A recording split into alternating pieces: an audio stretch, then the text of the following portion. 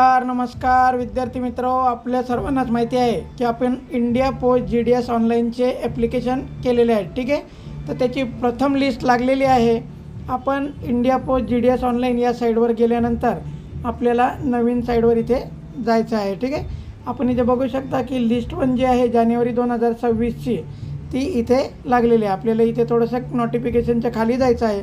आपल्याला इथे बघायला मिळेल की शॉर्टलिस्टेड कॅन्डिडेट शेड्यूल 1 जानेवारी 2026 याची लिस्ट इथे जाहीर झालेली आहे.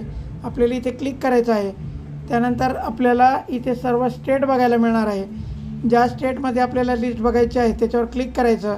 मी महाराष्ट्राची बघतो. लिस्ट ऑफ सिलेक्टेड कॅन्डिडेट आपण इथे बघू शकता.